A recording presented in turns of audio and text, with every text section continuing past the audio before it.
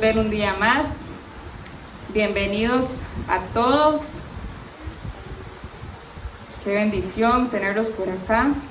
Vamos a dar inicio esta tarde a este tiempo tan hermoso que es estar todos juntos, congregados, con un corazón dispuesto para adorar al Señor, para proclamar todo lo que Él es, lo que Él ha hecho por nosotros y para poder recibir y ser transformados por medio de su palabra. Yo le invito a que cerremos nuestros ojos en este momento y presentemos este tiempo delante del Señor. Padre, gracias. Gracias por un día más, Señor. Gracias porque no estaríamos acá, Señor, si no hubiese sido por ese sacrificio que hiciste por nosotros. Hoy podemos entrar, Señor, dice tu palabra, por tus atrios con acción de gracias. Porque entendemos que es en ti, Señor, donde encontramos todo lo necesario. Te damos gracias porque aún siendo pecadores y con nuestras faltas, Señor, tu misericordia un día más se extiende a favor de nosotros. Y es por eso que estamos acá, Señor, porque hay gratitud en nuestro corazón, porque hay gozo en saber que te pertenecemos, porque no nos avergonzamos de decir que tú eres nuestro Señor. Te damos gracias por estar en un país, Señor, donde podemos reunirnos y libremente confesar tu nombre. Te damos gracias por este pueblo, Señor, que nos has traído acá para hacer luz, para hacer sal. Y hay mil razones más para agradecerte, Señor, pero acá estamos. Escucha nuestra oración. Queremos adorarte a través de la música. Queremos reconocer quién tú eres para nosotros. También queremos proclamar y darte alabanzas diciendo qué has hecho por nosotros, qué sigues haciendo y qué es lo que harás. Te pedimos que lo que tienes para nosotros, Señor, lo podamos atesorar y que tu Espíritu Santo siga trabajando en nuestras vidas, Señor, para que nuestro caminar sea perfeccionado en ti, nos dirija a toda verdad que es Jesucristo.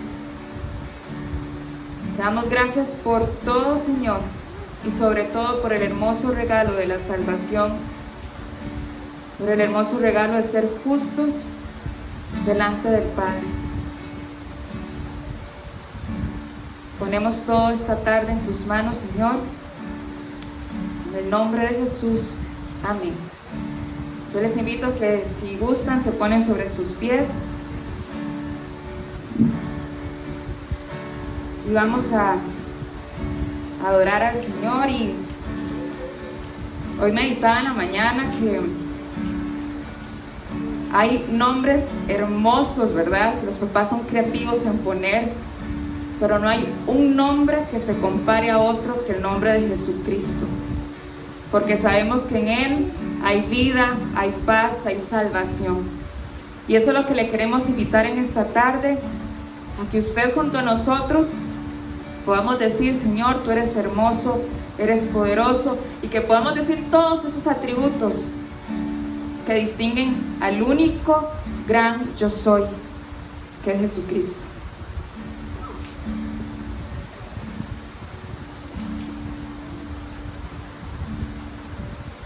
Tú fuiste el verbo en el principio, unigénito de Dios, el misterio de tu gloria, revelado en tu amor. Cuán hermoso su nombre es, cuán hermoso su nombre es, el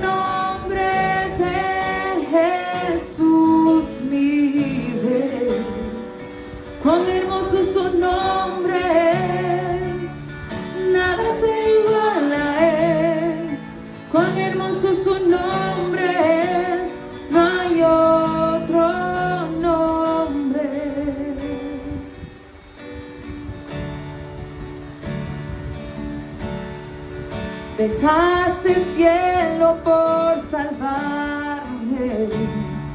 Me viniste a rescatar. Mi transgresión tú perdonaste. Nada nos separará.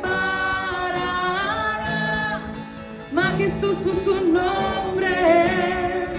Majestuoso su nombre, el nombre de Jesús mi Rey. Majestuoso su nombre, nada se iguala a él. Majestuoso su nombre, no hay otro nombre. Majestuoso su nombre, no hay otro nombre. No hay otro nombre que se compare a ti, Señor.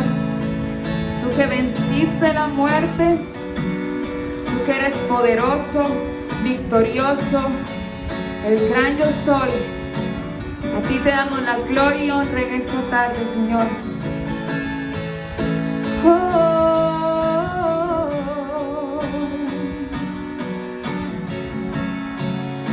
La muerte venciste, el velo partiste, la tumba vacía ahora está. Los cielos declaran, tu gloria proclaman, resucitaste en majestad.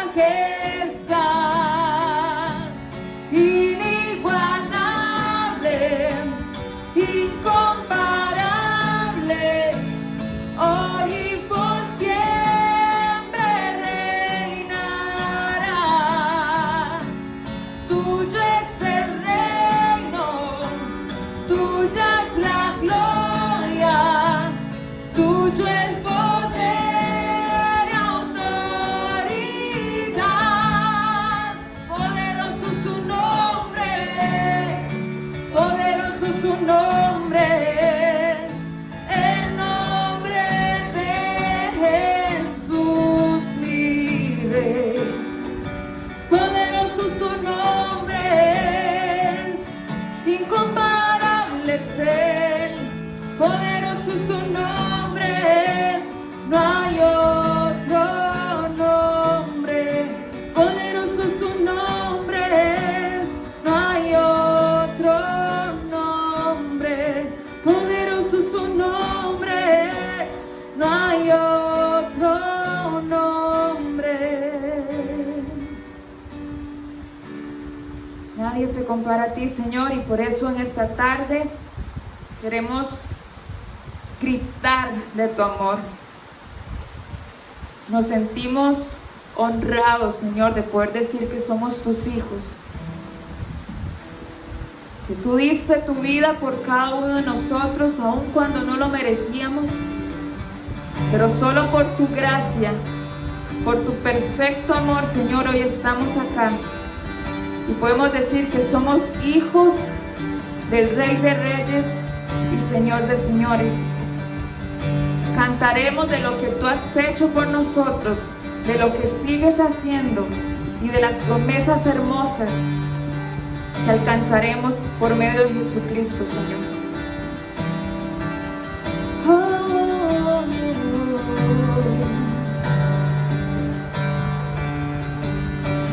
Diste tu vida por mí, tomaste mi lugar al morir. Lavas mi culpa y dolor dentro del mar de tu gran amor. Me rendiré en tu gracia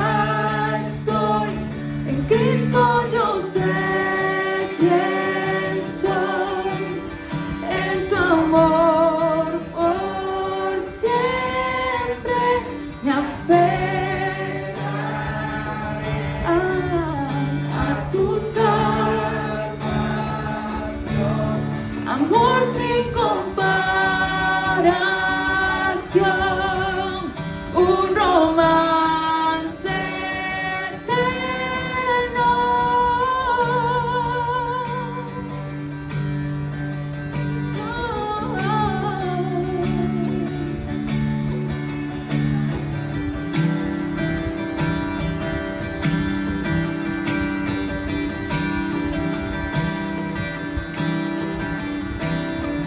Tu amor, furioso huracán,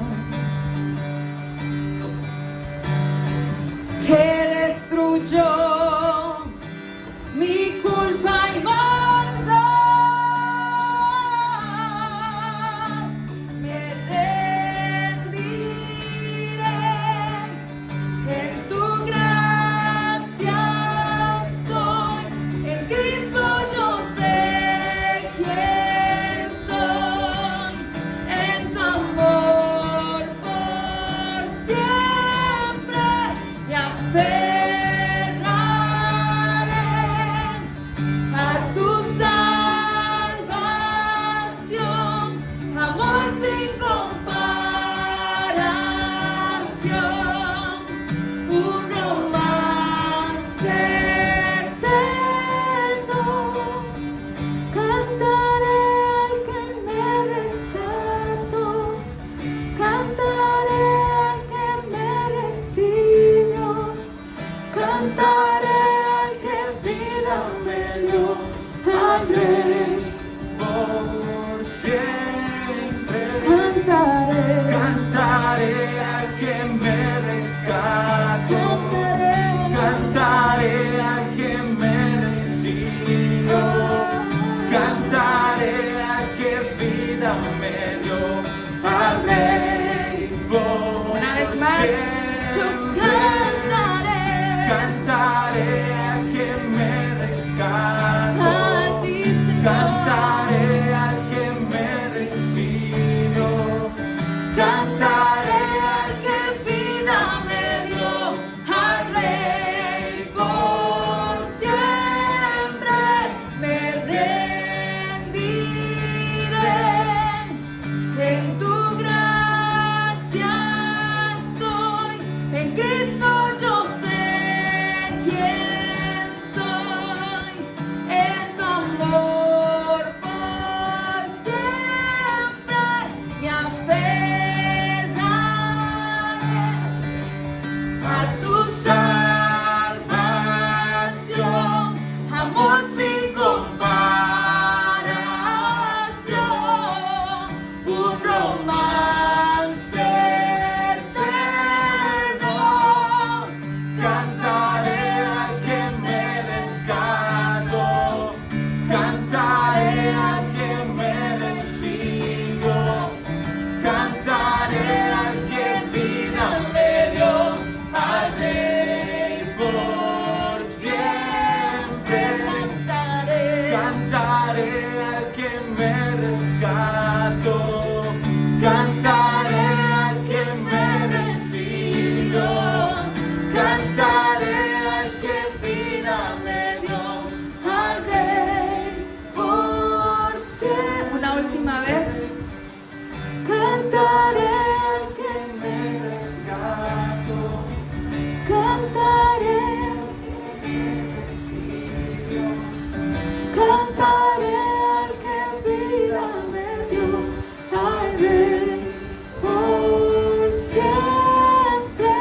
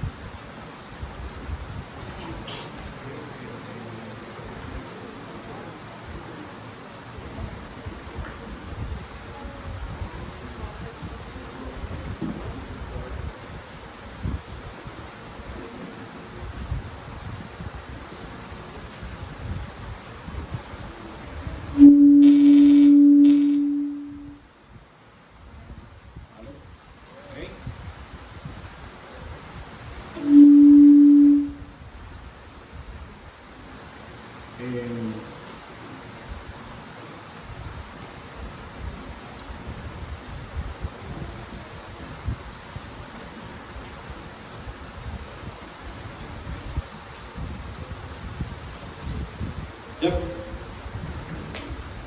Ok. Bien, suena bien, ¿verdad? Sí. Excelente. Bienvenidos todos una vez más. Un placer poder reunirnos, una bendición poder reunirnos otra vez en este lugar. La iglesia, ¿verdad? Recuerden que hoy domingo es la reunión de la iglesia. Esto no es la iglesia. Esto le llamamos la iglesia, sí, es el lugar, ¿verdad? Tal vez, pero no, la verdadera iglesia somos nosotros. La iglesia local de Casa Vida Nosara es cada uno de ustedes, cada uno de los creyentes, ¿verdad? Y hoy nos gozamos porque el Señor nos permite reunirnos. Por eso es que esto, yo no sé, sinceramente, tal vez me falta estudiarlo un poco más, pero no sé dónde viene la palabra culto o ese tipo de cosas, ¿verdad? Es la reunión de la iglesia, la reunión de los santos, así lo describe también el Nuevo Testamento. Es lo que estamos celebrando hoy, ¿verdad? Y aquí en Casa Vida tenemos el propósito de juntos ayudarnos a adorar al Señor en comunidad a través de diferentes maneras. Una de estas maneras es la oración. Hemos empezado con oración antes y en el servicio también. Hemos adorado al Señor a través de la música también, cantándole al Señor, ¿verdad? Como haremos por toda la eternidad. Adoramos también a través de nuestras ofrendas. Es otra manera también de mostrar nuestra confianza en el Señor proveedor, ¿verdad? Y ser obedientes a responder al llamado del Señor a que nosotros seamos también fuente de ingresos para la iglesia local. Y adoramos también por medio del estudio de las Escrituras y la proclamación de la palabra de Dios. Esas son por lo menos las maneras principales en que buscamos adorar al Señor. ¿Y por qué? De la importancia de que nos reunamos en la iglesia. Hoy vamos a continuar con nuestra serie basada en el Sermón en el Monte, título que le da San Agustín a la sección que encontramos principalmente en Mateo, del capítulo 5 al capítulo 7. Hay académicos que llaman a el sermón que se encuentra en Lucas el sermón del llano. Parece que hay diferentes circunstancias en la manera en que Lucas registra enseñanzas similares de Jesucristo, lo cual hace que sea diferente, pero en el capítulo 6 van a encontrar un buen complemento también para esto que Cristo nos enseña y que Mateo registra. Capítulo 5 al 7 de Mateo. Si ustedes recuerdan, y está también registrado en nuestro canal de YouTube, la semana pasada lo que hicimos fue un overview, ¿verdad? Usábamos el ejemplo de que si nos subiéramos había quedado un halcón atrapado allá en el trampolín, ¿verdad? Y decíamos que si nosotros fuéramos ese halcón y pudiéramos volar a la altura que vuela el halcón, con el ojo del halcón viéramos para abajo el sermón, así era como lo veíamos. Hacíamos una introducción general del panorama general, digamos, del contenido que íbamos a cubrir o vamos a cubrir en esta serie basada en estos dos capítulos. Y tenemos una microserie que está basada en la sección que se conoce en las bienaventuranzas, que hoy hemos denominado como primera parte de las bienaventuranzas. La semana pasada queríamos dejar claro que la intención principal de Mateo, el cual enmarca en el cual está enmarcado este sermón en el Evangelio de San Mateo, era dos cosas primordialmente. Número uno, reconocer a Jesucristo como el Salvador, reconocer a este que había venido, ¿verdad? Así lo registra Mateo con esta intención, este sermón, como aquel que esperaba el pueblo de Dios para la salvación, y que al reconocerlo como Salvador se le diera el lugar que Dios había denominado desde el inicio para este Mesías, que era el del Rey. Se recuerdan que habíamos hablado la semana pasada que cuando Jesucristo entra a Jerusalén, este es uno de los ejemplos, y gritan Hosana, Hosana, el que viene en el nombre del Señor, ¿verdad? Los judíos creían que era ese rey libertador, ya por la confusión que había de enseñanzas a través de los tiempos, que iba a hacer una libertad más política y con beneficios económicos. En el Sermón del Monte veremos también en el capítulo 5 que Jesucristo, para los que lo estuvieron leyendo durante la semana, más de una vez dice: ustedes han escuchado, ustedes han oído, yo vengo a decirles que no es así, que se han torcido, que se han alejado de la verdadera enseñanza que desde el principio fue dada por Dios a través de los patriarcas, a través de los profetas. Al empezar al capítulo 5 encontramos un versículo, el versículo 1, que dice: cuando vio las multitudes, este es Jesús, recuerden que estaba introducido desde el final del capítulo 4, y dice: y cuando vio las multitudes, en Nueva Versión Internacional, subió al monte, y después de sentarse, sus discípulos se acercaron a él, y abriendo su boca les enseñaba diciendo. Y empiezan la sección de las bienaventuranzas. Hay dos detalles muy importantes en la manera en que Mateo está introduciendo las bienaventuranzas y el resto del sermón. Número 1, está la frase que dice: subió al monte, subió al monte. La manera en que está escrito en el lenguaje original, que viene traducido, va de nuevo. La manera en que está registrada esa frase en el griego, a la hora de traducirlo al hebreo, que es la manera en que estaba escrito el Antiguo Testamento, las palabras que se utilizan para decir subió al monte son las mismas palabras, y créanme, es algo muy difícil para nosotros ver, pero en el contexto en el que está siendo escrito este evangelio era algo muy claro e importante. Eran las mismas palabras que se utilizaron en el Antiguo Testamento para describir aquel que había subido a la presencia de Dios para recibir instrucción perfecta para su pueblo, Moisés. Cuando Moisés sube al monte, son exactamente las mismas palabras que Mateo registra aquí para decir que Jesús subió al monte, y con esto una intención de que los lectores no tengan duda de que lo que él se está proclamando y lo que Mateo está proclamando es que este es el Rey de Reyes y Señor de Señores que el pueblo de Dios estaba esperando. Aquel que sube a recibir dirección perfecta de Dios, aunque sabemos que es la segunda persona de la Trinidad, Dios en la carne, ya revelado a través del Antiguo Testamento después, ¿verdad? Es aquel que sube para darle instrucción perfecta a aquellos que estaban esperando, que era el pueblo de Dios. Y así enmarcan las palabras que empiezan a salir. Dice: abriendo su boca enseñaba diciendo. Hay otra particularidad que no quiero que se nos escape, y es que una vez que sube al monte, después de sentarse, dice que sus discípulos se acercaron a él. Y esto no debe de ser importante para nuestro caminar ministerial.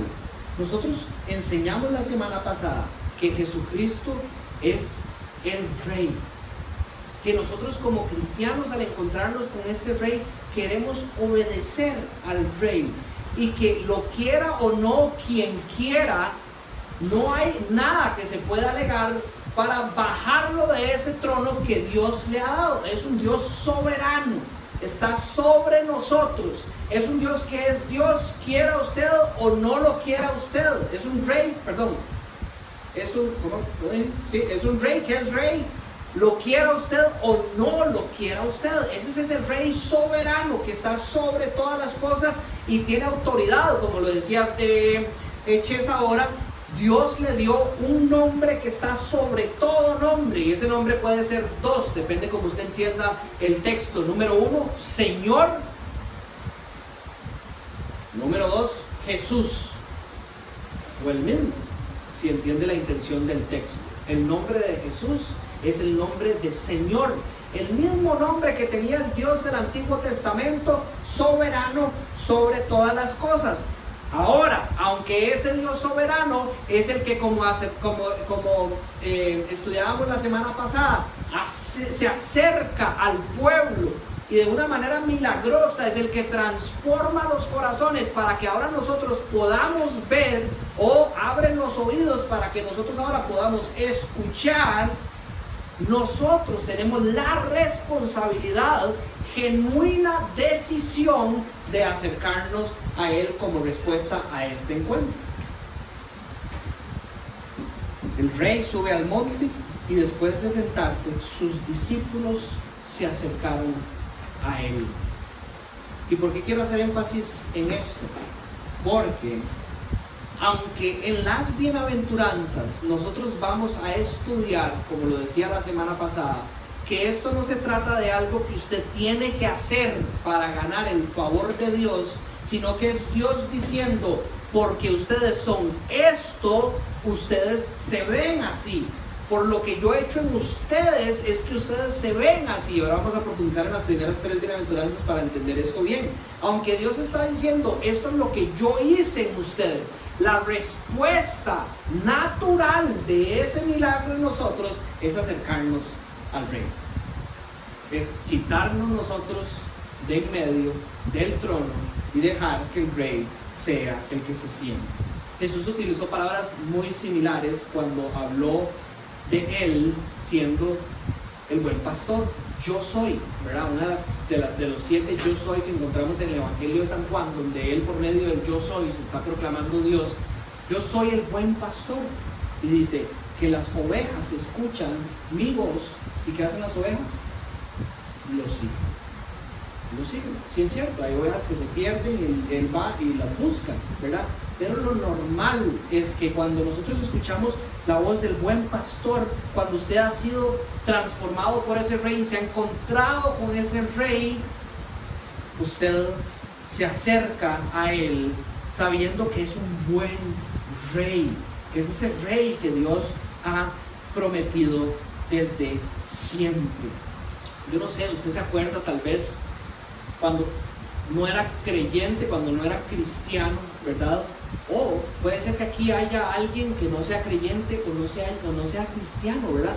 Y esté buscando, usted cierra los ojos y usted dice, yo sé que hay algo bueno, yo sé que hay algo más en esta vida en la que yo tengo, yo sé que hay algo perfecto, yo nací. Hay algo en nosotros natural que dice, yo nací para experimentar algo bueno y perfecto.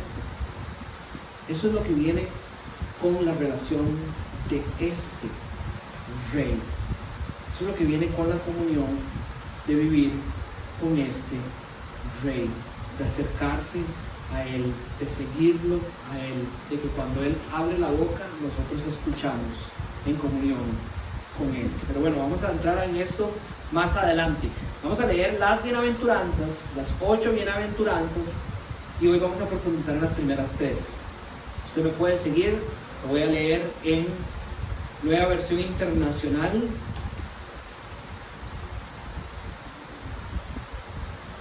Más, déjeme ver, no, lo voy a leer en la Nueva Biblia de las Américas, no Nueva Versión Internacional. Sí, si alguien necesita una Biblia, tenemos ahí en ese sector.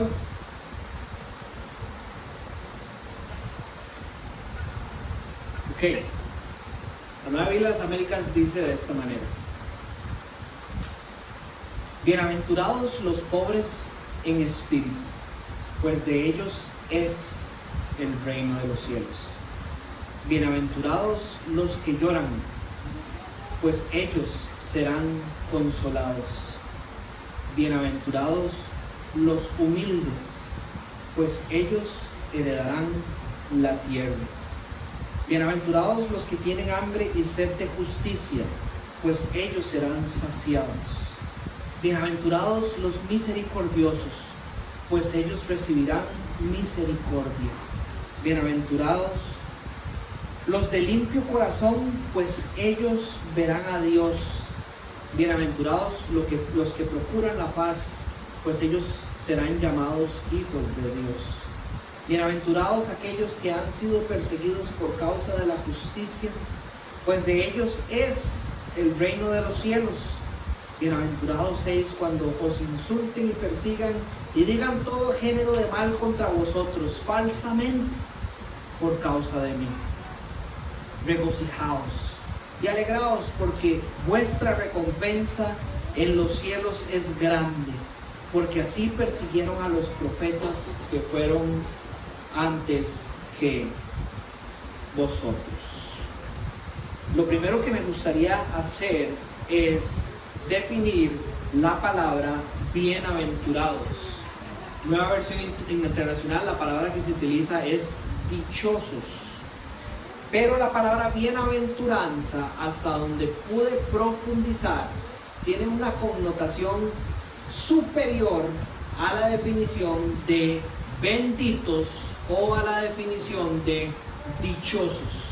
Lo hablábamos la semana pasada. Muchas veces declaramos que cosas que pasan en nuestra vida son bendición, o nos consideramos benditos cuando gozamos de ciertas cosas, como por ejemplo salud, o cuando el Señor nos da alguna cosita material, somos benditos, o hasta cuando el Señor nos da la capacidad de tener una familia o hijos, nos consideramos benditos. Pero la palabra bienaventurados tiene una connotación más alta. De hecho, si usted busca la definición en uno de los diccionarios, dice en inglés sería supreme blessedness, es decir, es la bendición más alta que usted pueda encontrar. Y esto es importante, porque esto nos da una indicación a nosotros sobre qué poner como prioridad en nuestra vida, principalmente en nuestra vida de oración para lo que nosotros queremos ser, que es el llamado para este 2021. ¿Qué es lo que nosotros queremos ser como cristianos? Aquí hay 8 cosas que Dios dice que son supremas ante sus ojos como bendición. Pero dejemos que la Biblia también nos defina un poco qué sería ser bienaventurado o bendito o dichoso. Número 1,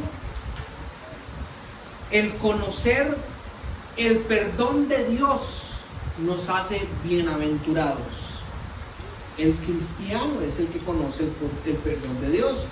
El conocer el perdón de Dios es algo que nos hace bienaventurados. El Salmo 32, 1 y 2 dice: cuán bienaventurado es aquel cuya transgresión es perdonada, cuyo pecado es cubierto. Cuán bienaventurado es el hombre a quien el Señor no culpa de iniquidad, y en cuyo espíritu no hay engaño. Entonces el bienaventurado no es el que cumple, una vez más, las cosas que nos pide Dios en esta lista, sino el que por ser alcanzado por Dios vive esta lista. Recuerden, si nosotros terminamos las enseñanzas de las bienaventuranzas, estas 8 bienaventuranzas, y las vemos simplemente como una lista de las cosas que nosotros queremos ser, queremos hacer, estaríamos equivocados. Lo que nosotros queremos es entender que en Cristo esto somos, y que con el entendimiento de esto, estas cosas se van a empezar a reflejar en nuestras vidas. La semana pasada estudiábamos que uno de los versículos claves para este sermón era Mateo capítulo 5 versículo 20, donde Jesucristo habla sobre nuestra rectitud, sobre nuestra justicia.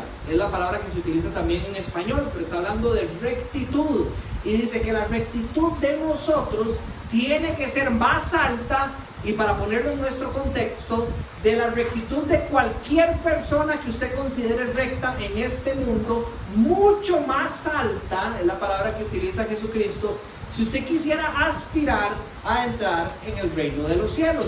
Y con esa afirmación, Jesucristo le estaba diciendo a todos los que estaban escuchando y veían a los escribas y a los fariseos como súper justos y suficientemente justos para tener comunión con Dios, a ellos estaban escuchando esta frase y ellos decían: no hay nada que nosotros podamos hacer.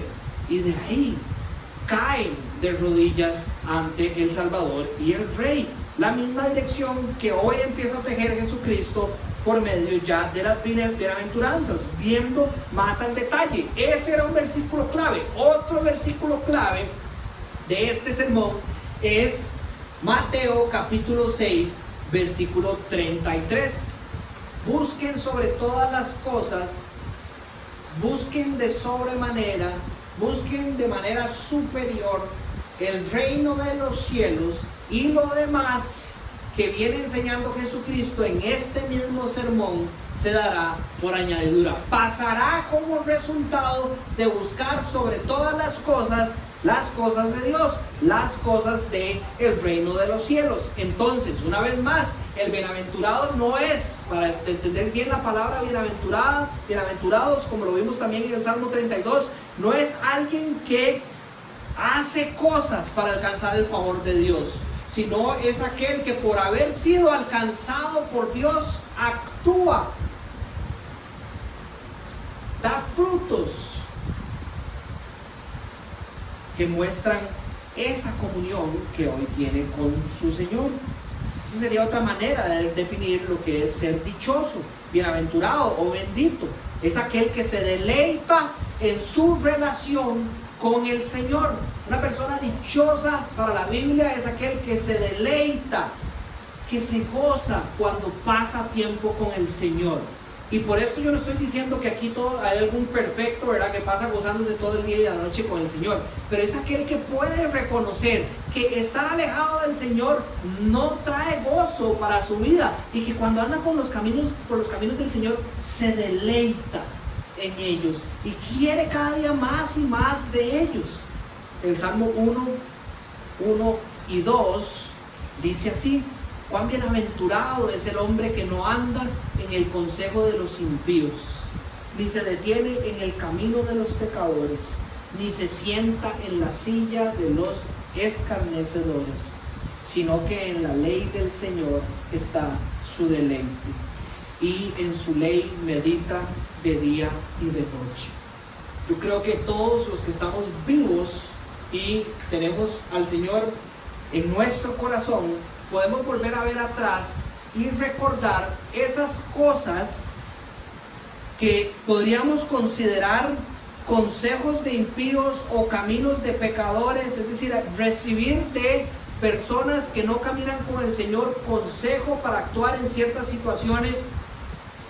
Ejemplo, bro, vayan borrachos y todo va a estar bien, bro, no le hagan caso, bro, no le tienen que ser fieles, bro, haga lo que le dé la gana, bro, o bro, pruebe esta vara, bro, o robémonos esto, robémonos lo otro.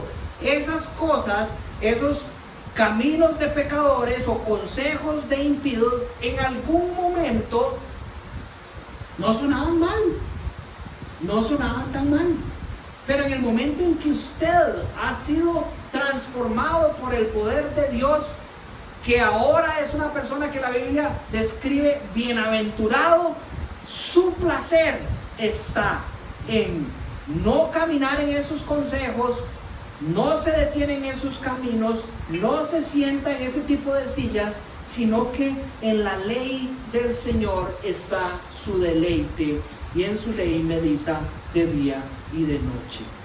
Usted es una persona bienaventurada si cuando usted hable la palabra de Dios, usted se deleita en pasar un tiempo con Él.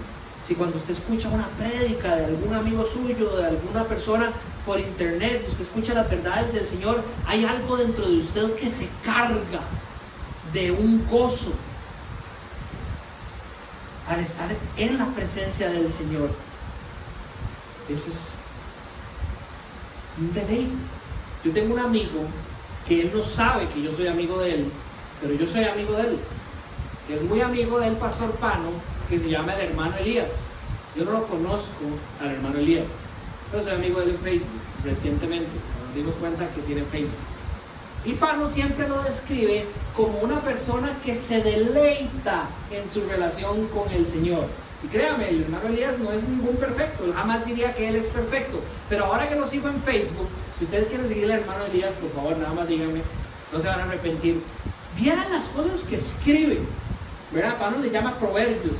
Dice que el hermano Elías le ha contado que tiene libros donde hay más de 1000 proverbios escritos por él. ¿verdad? Obviamente no es palabra santa, pero cuando usted los lee y cuando él los postea,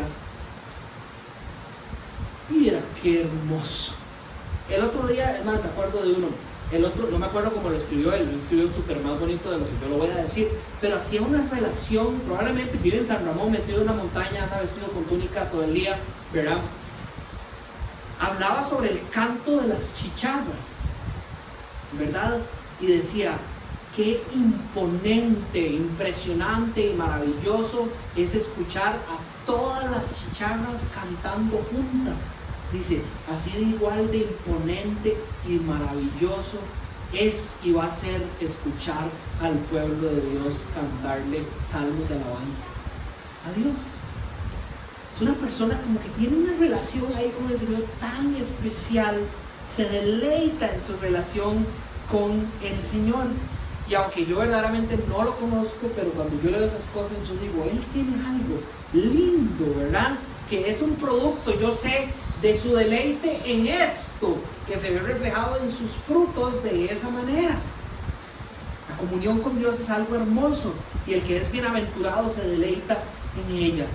Génesis capítulo 2 dice algo que es interesante, no sé si usted le ha puesto atención, dice, y bendijo Dios el séptimo día, después de haber creado todas las cosas, el sexto día creó al hombre y a la mujer, dice, bendijo Dios el séptimo día y lo santificó porque en él reposó de toda la obra que él había creado y hecho. Él santifica el día y bendice Dios el séptimo día con la plenitud de su ser en ese día. Es algo súper interesante.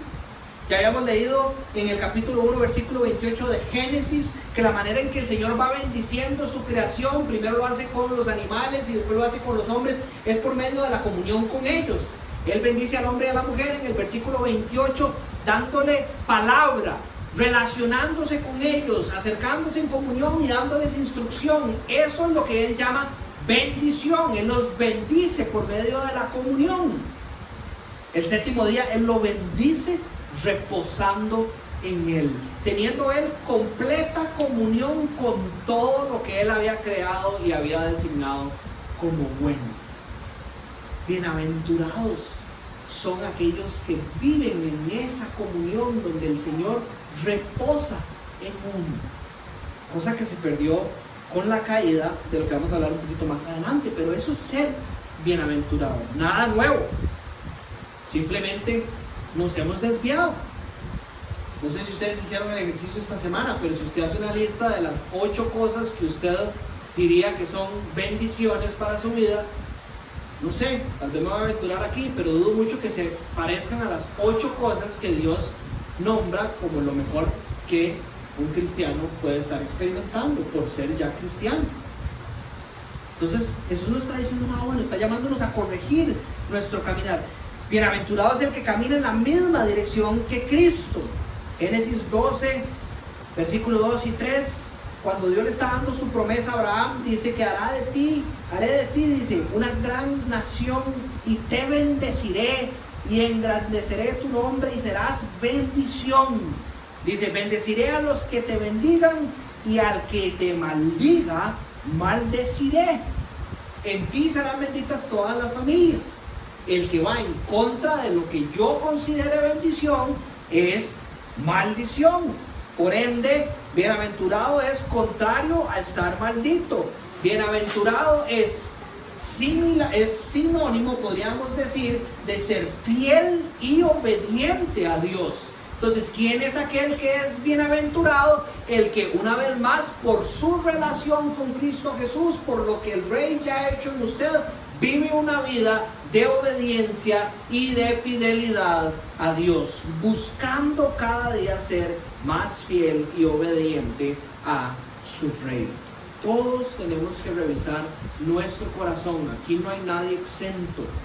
Nosotros puede que tengamos un corazón parecido a el de aquellos que escuchaban este sermón y decían, qué extraño, no es lo que yo estaba esperando. Yo estaba esperando que este Jesucristo me arreglara todos los problemas de mi vida que la vida del cristiano fuera súper fácil y que además tuviera esto, esto y esto y esto.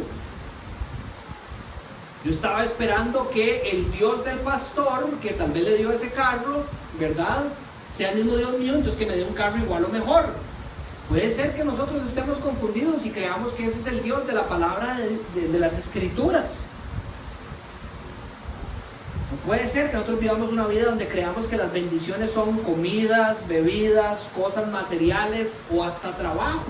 Cuando usted lee el libro de Eclesiastés se da cuenta exactamente de lo contrario, que Salomón dice: he tenido todas estas cosas y no, eso no es ser bendecido. La bendición es que por mi comunión con el Señor yo pueda gozarme de sea lo que sea que el Señor me dé. Una vez más, una comunión con el Señor, un caminar fiel al Señor, fuerte en el Señor, es lo que me hace bienaventurado, y a través de eso el gozo que me deja disfrutar lo que el Señor tiene para mí, que puede ser diferente a lo que tenga para Gabo, para Ches, para Joa, para todos.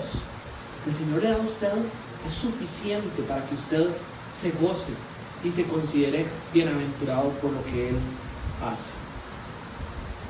La primera bienaventuranza de hoy dice: bienaventurados los pobres en espíritu, pues de ellos es el reino de los cielos. Aquí hay una clave. La primera bienaventuranza, la promesa que se da con la primera bienaventuranza de que de ellos es el reino de los cielos, es la misma que se da en la última bienaventuranza. ¿Por qué esto es importante? Porque usted no debería de ver las bienaventuranzas como algo que usted puede ser la 1, la 2 y la 3, pero tal vez no quiere ser la 4, la 5 y la 6. ¿Verdad? Jesucristo está hablando de un cristiano, que es ese cristiano bienaventurado porque estas cosas pasan en su vida. La promesa es la misma para la primera que la última. Enmarca las 8 bienaventuranzas y nos recuerda que es el mismo cristiano el que es bienaventurado en estas 8 maneras. Bienaventurados los pobres en espíritu. Importante, no estamos hablando de temas económicos, no estamos hablando de renunciar a posesiones. Yo conozco hermanos en la fe que con los años han declarado que se habían equivocado cuando entendían que la pobreza de la que habla la palabra de Dios era una pobreza material. Hermanos, nosotros tenemos un amigo en común, que no voy a decir su nombre, que cuando le entregó la vida al Señor, agarró todas las cosas que consideraba riquezas materiales y las puso en el medio del patio y las quemó. Y después se fue de la casa, una casa muy grande y muy bonita que tenía, a vivir en una cabaña en una montaña, se montó una túnica y se puso a hacer candelas para vender, para vivir en una condición de pobreza, porque entendía que eso es lo que le llamaba al Señor. ¿Ustedes están viendo? ¿Ustedes saben que ustedes no? Sí, muchos han escuchado ese testimonio, hermoso. No estamos hablando de ese tipo de pobreza, tampoco estamos hablando de un tema emocional, como que los cristianos tienen que ser pobres en espíritu, en el sentido de que tenemos que ser como calladitos, como solos. ¿Verdad? Usted ha conocido, todos hemos conocido a esos cristianos, y esto lo digo con respeto, ¿verdad? Que cuando uno llega gozoso a hablarles y a saludarlos, les responden así: sí. No guarde una carcajada, ¿verdad? Porque ya sería súper peligroso. Eso no es de lo que está hablando Jesucristo cuando nos llama pobres de espíritu. ¿Cómo debemos de entender ser pobre? Salmo 34, 4 al 6 dice: busqué al Señor. Este es el salmista clamando con todos sus pulmones a través de sus palabras. Y Él me respondió y me libró de todos mis temores. Los que a Él miraron fueron iluminados. Sus rostros jamás serán avergonzados. Dice: este pobre clamó y el Señor lo oyó y lo salvó de todas sus angustias. Entonces, este pobre clamó. El ser pobre tiene que ver con una condición de necesidad. Eso es lo primero que podríamos decir. Tiene que haber una condición de necesidad en el corazón de aquel que se está declarando pobre y que por esa razón clama al Señor, que responde y salva de nuestras angustias. El Salmo 40:17 dice: por cuanto yo estoy afligido y necesitado, el Señor me tiene en cuenta. Tú eres mi socorro y mi libertador. Dios mío, no tardes. Es una condición donde el salmista aquí levanta la voz al ver que no hay nada en sus manos que pueda, con la condición de vida que él tiene, usar para salir de esa situación. Y le dice: solo tú, yo no tengo nada.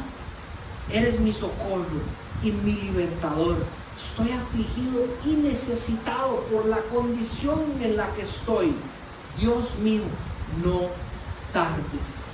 Entonces el pobre es una condición de debilidad, la necesidad de ayuda, de no tener lo necesario para salir adelante. Había leído en un libro una vez que la palabra que más se podría acercar a este tipo de pobreza es el mendigar, el ser un mendigo. El verdadero mendigo es aquel que está en la calle pidiendo porque lo que él necesita para poder vivir no lo puede alcanzar por sus propios medios. El verdadero mendigo, porque ahora hay muchos mendigos que no son tan verdaderos, pero el verdadero mendigo, él es el que revisa su vida y tiene condiciones adversas que le impiden producir lo que necesita para comer, producir lo que necesita para tener una vida, para poder más bien mantenerse vivo, y necesita de otros para poder salir de esta condición. Es alguien que se ha declarado en bancarrota. Ustedes han escuchado el término bancarrota, ¿verdad? Sí, ¿lo han escuchado? Ok. Declararse en bancarrota no significa que usted no tiene nada alrededor suyo, sino que usted llega a realizar que lo que usted tiene no sirve para alcanzar lo que usted quiere alcanzar. Entonces, por ejemplo, si hay una tienda que se declara en bancarrota, no es que la tienda está pobre o no tiene plata. Si tienen un montón de plata los dueños, si tienen un montón de ropa, sino que sus números ya no dan para ellos poder alcanzar lo que necesitan alcanzar para seguir funcionando. Los cristianos deberíamos de declararnos en bancarrota. Y una vez más, eso no significa que usted vuelva a ver a su alrededor y diga: no tengo, ya es que me quedé sin plata, o yo no tengo lo que le verá a casa, o no tengo comida. No significa eso. Significa que cuando usted se ve espiritualmente, reconoce que en usted no hay lo que usted necesita para vivir la vida que ahora usted reconoce que es una vida correcta ante los ojos de Dios, que es una vida recta ante los ojos de Dios. El que se declara en bancarrota es aquel del que habla Mateo 5, versículo 20, que reconoce que su rectitud nunca va a ser suficiente para alcanzar lo que él desea, que es vivir en comunión con Dios. Entonces, la pobreza de espíritu la podríamos entender en dos maneras. Número uno, para salvación. Las personas deben declararse en bancarrota o pobres de espíritu para salvación. Esto lo encontramos, y se los resumo, en Romanos, entre el capítulo 1 y el capítulo 3, perfectamente explicado por el apóstol Pablo. Pero de manera resumida le leo varios versículos. Versículo 21, pues aunque conocían a Dios, no le honraron como a Dios, ni le dieron gracias, sino que se hicieron vanos en su razonamiento, y su necio corazón fue entenebrecido. Profesando ser sabios, se volvieron necios, cambiaron la verdad de Dios por la mentira, y adoraron y sirvieron a la criatura en lugar del Creador. Por esta razón, dice en el versículo 26, Dios los entregó a sus pasiones degradantes. Se creyeron ricos los hombres y creyeron que ellos tenían suficiente para vivir esa vida que Dios los había invitado a vivir con ellos. En el jardín, Adán y Eva eran benditos en la comunión con el Señor, y hubo un momento donde ellos pudieron escoger si caminar en bendición, guiados por el Señor, o caminar solos. Y ellos se volvieron a ver los bolsillos y dijeron, Jay, nosotros tenemos tanto y podríamos además comprar más para nosotros ser como Dios. Y es donde cae el hombre. Y aquí estamos en ese lugar que Romanos 1 describe entre el 21 y 26. 28 dice, y como ellos no tuvieron a bien reconocer a Dios, Dios los entregó a una mente depravada para que hicieran las cosas que no convienen. Es decir, el Señor deja que esa decisión genuina de los hombres se dé y Él da ese paso atrás para que el hombre experimente su riqueza y se dé cuenta de que alejados de Dios nada pueden hacer, estando llenos de toda injusticia, maldad, avaricia y malicia, colmados de envidia, homicidios, pleitos, engaños y malignidad. Cuando yo leo esa lista, usted no piensa en la humanidad, así que feo, qué triste, pero usted no piensa en la humanidad. Va de nuevo. Hicieran las cosas que no convienen, estando todos llenos de injusticia, maldad, avaricia y malicia, colmados de envidia, homicidios, pleitos, engaños y malignidad. Sección de noticias de mediodía, ¿verdad? Suena. Son chismosos, detractores, aborrecedores de Dios, insolentes, soberbios, jactanciosos, inventores de lo malo, desobedientes a los padres, sin entendimiento, indignos de confianza, sin amor, despiadados. Qué triste, suena demasiado como la realidad en la que nosotros vivimos. Capítulo 2 dice en el versículo 5, mas por causa de tu terquedad y de tu corazón no arrepentido, estás acumulando ira para ti en el día de la ira y la revelación del justo juicio de Dios que se llevará a cabo por el rey. Lo quieran o no, el rey va a hacer juicio sobre la humanidad. Capítulo 3, en el versículo 10 nos recuerda una vez más, no hay justo, ni uno. No hay quien entienda, no hay quien busque a Dios. Sin Dios no hay nadie que pueda declarar que puede estar en buena condición con Dios. Todos se han desviado y se hicieron inútiles. No hay quien haga lo bueno, no hay ni siquiera uno. Pero el versículo 21 dice, ahora, aparte de la ley, se ha manifestado la justicia de Dios testificada por la ley, lo que se había dicho desde antes. Está diciendo Pablo. No solo por la ley, también dice, y por los profetas. Versículo 22, la justicia de Dios por medio de la fe en Jesucristo. Esa rectitud requerida para poder estar en la comunión con el Señor, para todos los que creen en Él. Porque no hay diferencia, por cuanto todos pecaron y están destituidos de la gloria de Dios, siendo justificados gratuitamente por su gracia, por lo que el Dios poderoso hace en nuestra vida, sin que nosotros lo merezcamos, sin que nosotros podamos tener nada para comprarlo ni para ganarlo, solo por gracia, mediante la redención que es en Cristo Jesús. Este texto nos debería de abrir los ojos para que nosotros podamos ver esa bancarrota en la que nosotros estamos sin el Señor, y la bendición que hay en entenderla, la pobreza de espíritu, para que de esa manera podamos correr en fe a aquel que nos justifica ante nuestro Creador, aquel que redime ese castigo por no habernos arrepentido antes de nuestros pecados, aquel que nos lava y nos redime todo eso, que es Cristo Jesús. Necesitamos que las personas alcancen esa pobreza para poder ser salvos. Antes de Pablo escribir todo esto había dicho, ¿verdad? Siempre lo leemos aquí, no me avergüenzo del Evangelio porque es el poder de Dios para salvación. Este es el Evangelio del que está hablando Pablo. Eso es lo que nosotros deberíamos de conocer al dedo como cristianos. Número uno, porque para ser cristianos ya tuvimos que haber entendido esto al dedo, si no, no somos cristianos, ¿verdad? Y número dos, para llevarlo a aquellos que están en la primera parte, creyéndose reyes, creyéndose ricos y haciendo vano su entendimiento y por eso perdidos por toda la eternidad.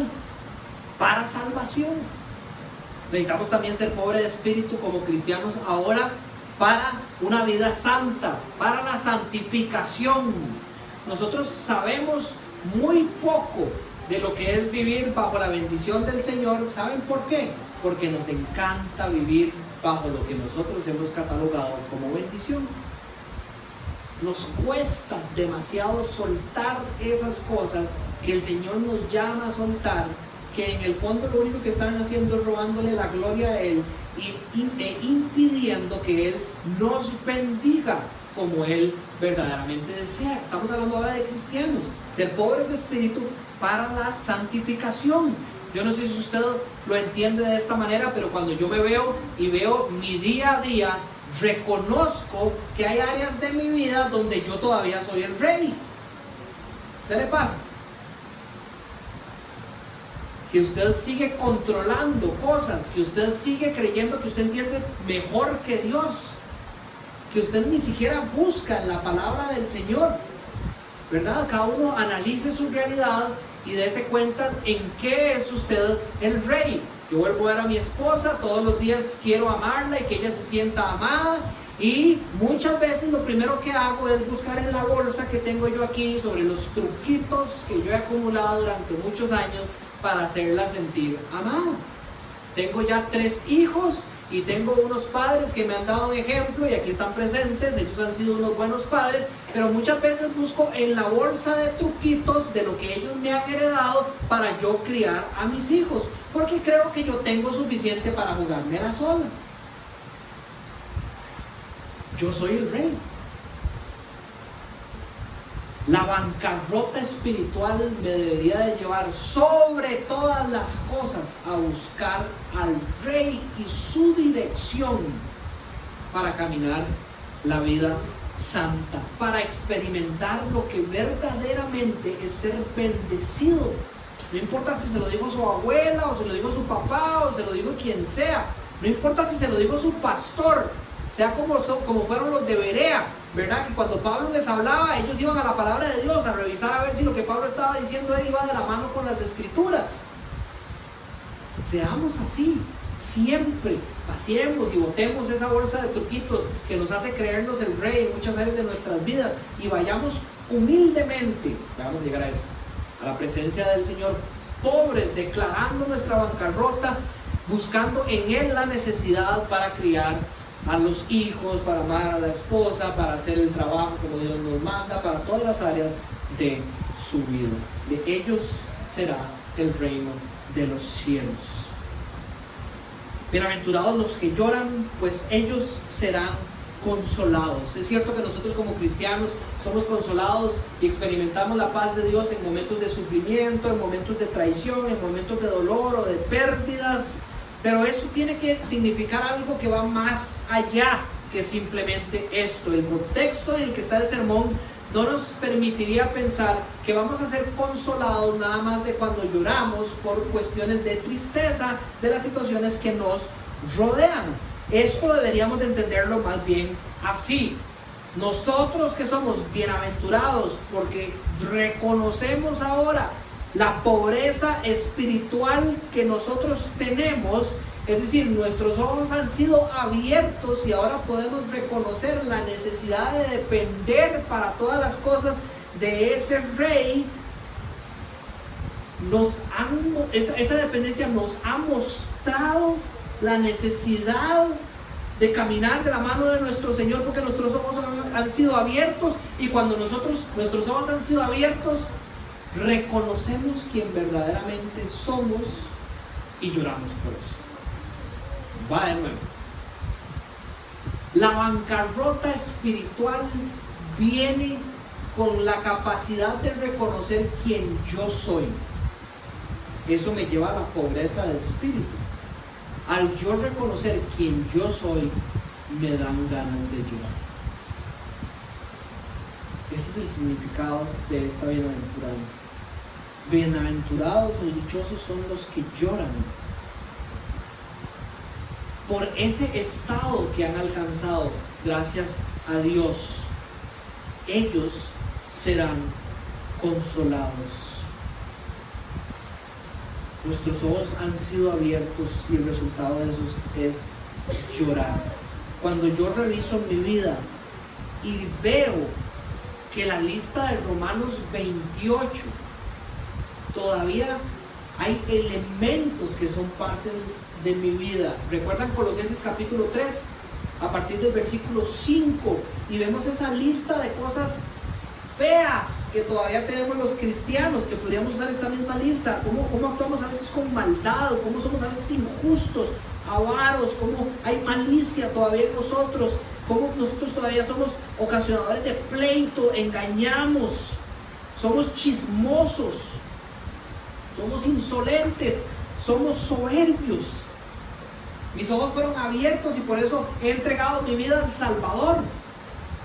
Pero con eso viene la capacidad de reconocer quién soy y me dan ganas de llorar. Quiero llorar al ver esto de lo que estoy hecho. Pablo decía en Romanos capítulo 7, miserable de mí, estoy atrapado en este cuerpo que me hace pecar. Hago lo que no quiero hacer y no hago lo que quiero hacer por esto que está en mí. Y Pablo, yo me imagino a Pablo con lágrimas mientras escribe esa sección del capítulo 7 de Romanos, reconociendo lo que todavía hay en él, con lo que batalla nuestro espíritu contra esa carne.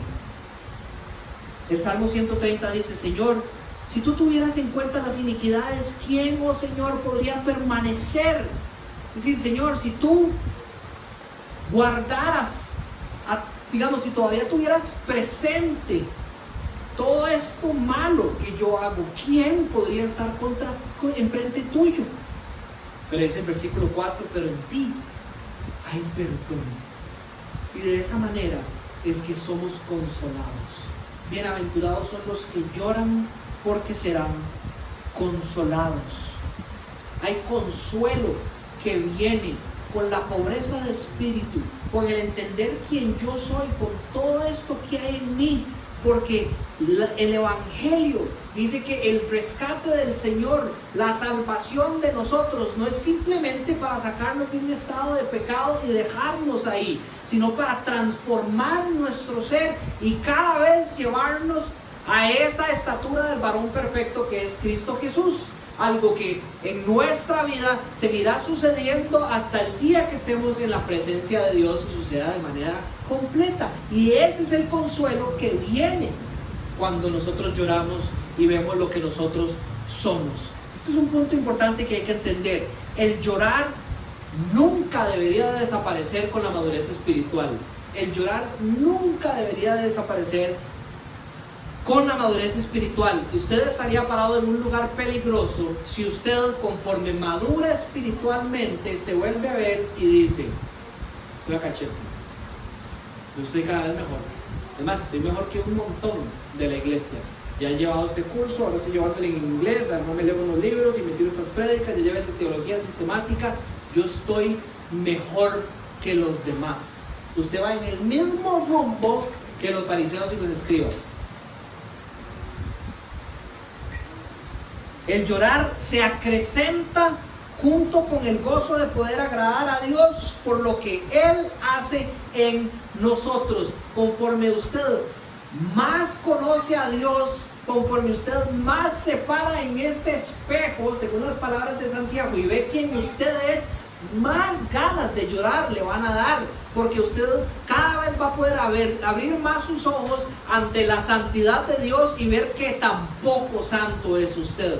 Pero acompañado de eso es el mismo Dios que le revela, el que consuela su corazón por medio de Jesús y le dice: tranquilo, porque su pecado está siendo lavado para que usted quede tan blanco como una niña. Y ahí nuestro corazón recibe el consuelo de Dios. Somos bienaventurados los que lloramos ante un Dios santo, porque ese mismo Dios santo vino a morir por nosotros para consolarnos por medio de su salvación y santificación. Bienaventurados los humildes, porque ellos heredarán la tierra.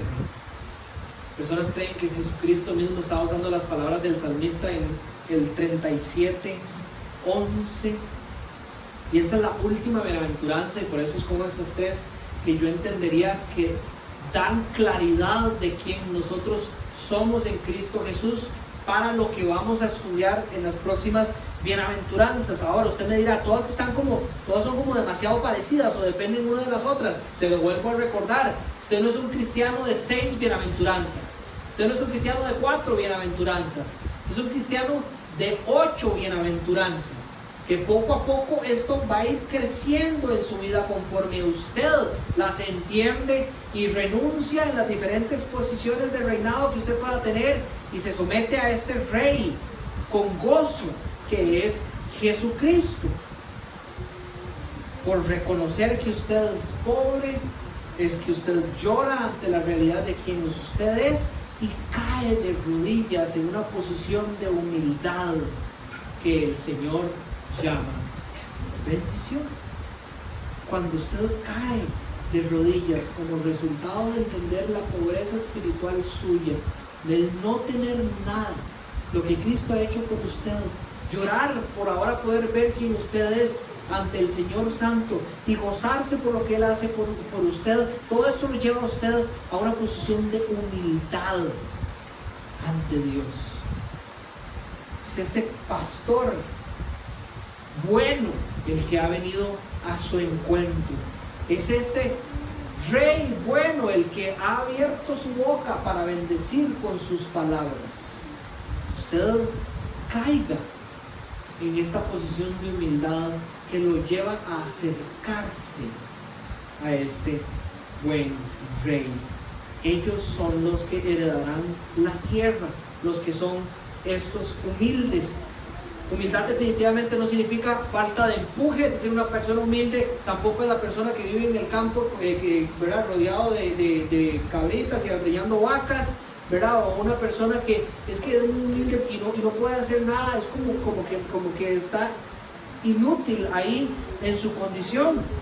El apóstol Pablo me describe a mí lo que sería una posición de humildad en su comunión con el Señor a través de un texto en 2 Corintios capítulo 12, versículos 6 al 7. Dice: Dios, para impedir que me enalteciera, ¿verdad? Podríamos definir desde ahora contrario a ser humilde, enaltecerse o ser soberbio o creerse superior.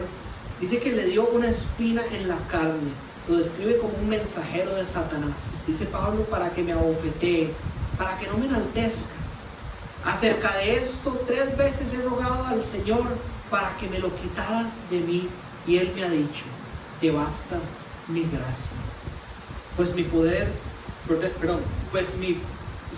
se perfecciona en la debilidad. Por tanto, muy gustosamente, dice Pablo, me gloriaré más bien en mis debilidades, en reconocer quién Él es, en reconocer que Él no tiene nada para librarse de esto que se quiere librar, en descansar en que el Señor así lo ha permitido para traer su corazón al lugar correcto, no enaltecido, sino humilde, y se gloría más bien en su posición débil, para que el poder de Cristo more en mí. Por eso me complazco en las debilidades, en insultos, en privaciones, en persecuciones y en angustias por amor a Cristo, porque cuando soy débil, entonces soy fuerte. Qué hermoso vivir una vida con esa realidad presente en nuestro corazón. No levantándonos todos los días y jalando nosotros nuestro yugo para demostrarle al mundo qué fuertes somos nosotros, sino más bien gozarnos en entender que esta vida es imposible llevarla para poder ser nosotros dichosos ante los ojos de Dios si no es de la mano de nuestro Rey, y que conforme nosotros nos vamos rindiendo cada vez más ante la autoridad del Rey, más el Rey se manifiesta en nuestra vida y más benditos vamos a ser de experimentarlo. En inglés hay una palabra que dice meek, no dice humble en todas las versiones, sino utiliza la palabra meek también, que es como que describe una sumisión a Dios. Pero hay una definición que me encontré que dice que esa palabra meek podría traducirse como down to earth, es decir, como tener los pies en la tierra. El cristiano bendito, el cristiano bienaventurado, es el cristiano que tiene los pies en la tierra. Y el cristiano que tiene los pies en la tierra es el que sabe que no puede vivir su vida separada de Dios. Eso es lo que se llama ser bendito. El que escucha las palabras del Señor en San Juan 15, que predicó Andrés hace unas semanas, y reconoce que separados de Dios nada podemos hacer. ¿Está el orgullo presente en nuestras vidas? Probablemente que sí. Aléjese de él. Dios aborrece a los orgullosos, pero da gracia a los humildes. Una vez más, entre más reconozcamos nosotros nuestra posición ante el Señor, entre más entendamos nuestra debilidad, entre más le pidamos al Señor que nos ayude a ser humilde, Él más va a derramar su gracia sobre nosotros. Debemos entregar nuestro orgullo al Señor. 2 ejemplos para terminar de cómo el Señor trabaja con nosotros para llevarnos a una posición de humildad. Número 1, por medio de pruebas. Abrace las pruebas en las que el Señor lo tiene, porque algo está haciendo para llevarlo a esta posición que lo declara a usted bendito ante sus ojos. Una persona que le costó abrazar las pruebas fue Moisés. Una persona que le costó reconocer la humildad y la dependencia de Dios fue Moisés. Moisés, criado por el faraón, entendiendo él que él había sido el designado para liberar a su pueblo, un día vio en su bolsa de trucos la capacidad de matar a un egipcio que estaba atacando a un judío, para que así todo el pueblo lo declarara a él el gran libertador de los judíos. Y le salió el tiro por la culata. Si usted lee esa historia que se encuentra en el libro de los Éxodos, se dará cuenta que más bien el pueblo dice: así como mataste al egipcio, nos puedes matar a nosotros. Y dice que Moisés tiene que huir al desierto, donde termina pastoreando durante 40 años. El gran Moisés, criado en el palacio del faraón, 40 años pastando, cuidando ovejas, llevándolas a pastar en el desierto, para que después de que el Señor quebrara su orgullo y lo llevara a un lugar de humildad, Dios lo llamara a servir y a liberar a su pueblo. Es tal la humildad contraria a la que vemos en el Moisés de antes, que cuando Dios lo llama, Moisés le dice: no, yo estoy equivocado, yo no puedo ser, yo no puedo. Es más, no voy. Tiene que venir usted conmigo. Y en la debilidad de Moisés, el poder de Dios se vio manifestado. Obviamente, otro ejemplo perfecto de humildad al cual somos llamados a seguir es el de Cristo. La actitud de ustedes debe ser como la de Cristo Jesús. Dice Filipenses capítulo 2 a partir del versículo 5, que renuncia a todas las cosas y se hace obediente, se hace fiel en su comunión con Dios, a lo que Él sabe que es bueno de seguir, que es todo lo que su Padre Celestial lo ha mandado hacer. Ese es el ejemplo de humildad para nosotros. Renunciar a cualquier cosa, entendiendo que lo que Dios nos llama a hacer es lo que es conveniente. Y nosotros, como siervos, estamos llamados a vivir esa condición que ya es nuestra de humildad, con propósitos evangelísticos, lo cual amarra el propósito de nuestra vida. Primera de Timoteo capítulo 6 versículo 11 dice: tú en cambio, hombre de Dios, huye de todas esas cosas, ¿verdad? Y esmérate en seguir la justicia, la piedad, la fe, el amor, la constancia y la humildad. Y complementa en la segunda carta a Timoteo, en el capítulo 2 versículo 24 y 25, diciendo que un siervo del Señor no debe andar peleando esas cosas de las cuales uno tiene que alejarse, que acaba de leer. Más bien debe ser amable con todos, capaz de enseñar y no propenso a irritarse. Así, humildemente, dice, debe conseguir a los adversarios con la esperanza de que Dios les conceda el arrepentimiento para conocer la verdad, de modo que se despierten y escapen de la trampa en que el diablo los tiene cautivos, sumisos a su voluntad. Entonces resulta que la humildad es esencial para la misión del cristiano. Entonces, dichosos los humildes, dichosos los que reconocen quién Dios es, lo que ellos son, y caen en una posición de humildad y de esa manera sirven a Dios. Porque cuando usted sirve a Dios, usted gana a aquellos que son considerados sus adversarios. No cuando usted anda en la vida creyéndose que usted es superior a todos, entonces que a mí nadie me diga nada porque yo soy mejor que usted y se ve en la bronca.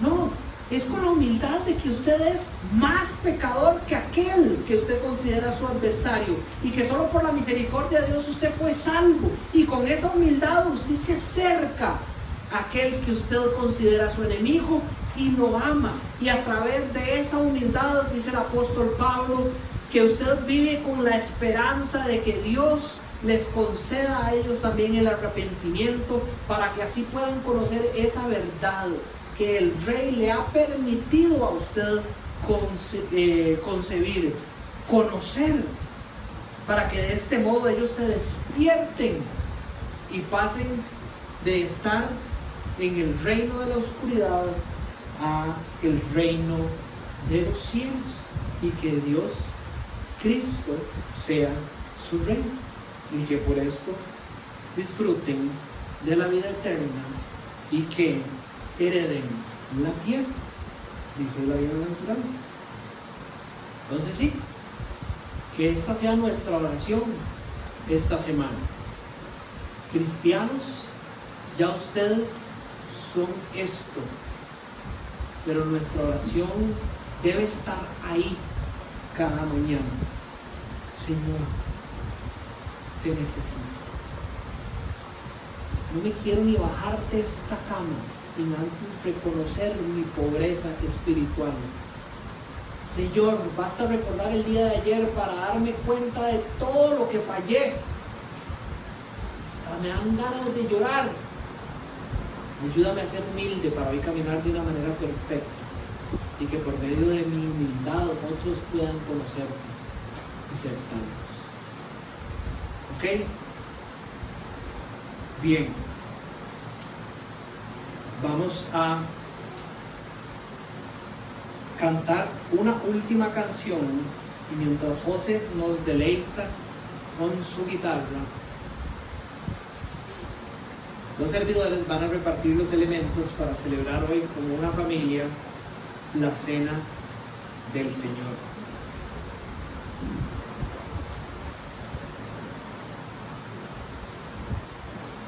Vamos para el medio de la oración para no ser muy largo.